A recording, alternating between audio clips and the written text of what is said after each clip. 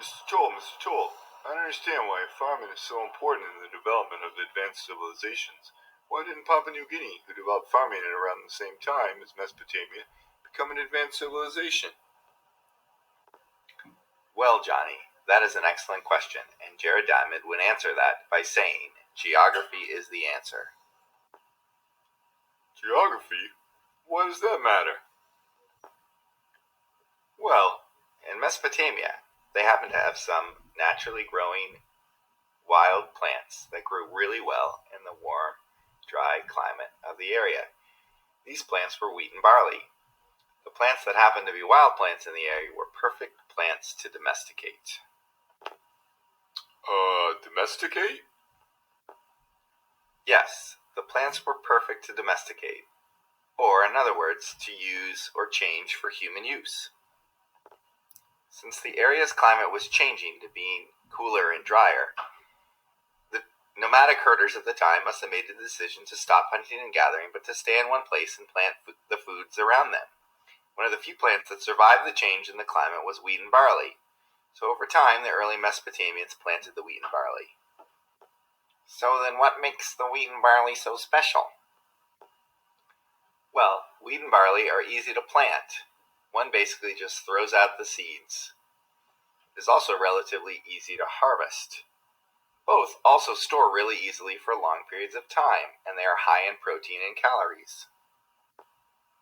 Also, the Mesopotamians had 4 large animals that were native to the region that could be domesticated to work and live around humans. These animals were the pig, sheep, goats, and cattle. These animals could be killed for food or milked to make cheese. Their skins could be used for clothing. They could be used as beasts of burden to carry food and goods to market, as well as attach a plow to them to make more farmland available, and their dung could be used as fertilizer to help their crops grow. Wow, that sounds pretty handy. But why are these things important, and how do they lead to Mesopotamia becoming an advanced civilization? Wheat and barley provided an easy-to-grow and store food source, coupled with the animals that could be used for food and other uses, allowed the Mesopotamians to have a reliable food source. This reliable food sources allowed for the Mesopotamians to stay in one place and develop permanent housing and have more children.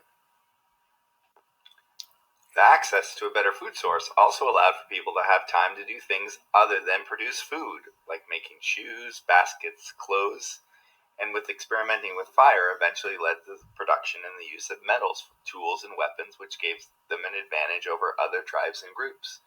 In other words, advanced technology.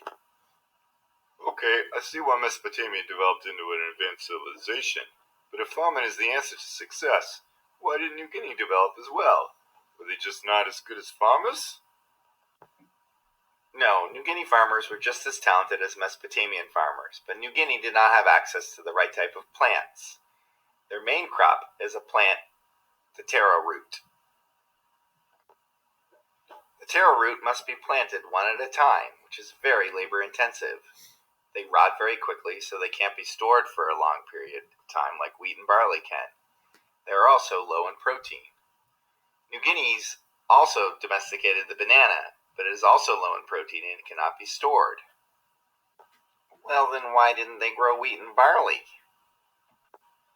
Wheat and barley are not native to the island, nor could it be grown in the tropical climate of New Guinea anyway. Well, if I remember correctly, Papua New Guinea is a jungle, so there must have been a lot of animals for them to domesticate.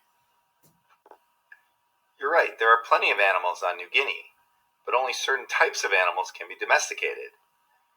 There were no large animals native to New Guinea for them to domesticate. So as you can see, New Guinea did develop farming, but their crops and animals were very different from Mesopotamia, and this stopped them from developing an advanced civilization. Wow, I never knew geography was so important and could be so cool to learn about.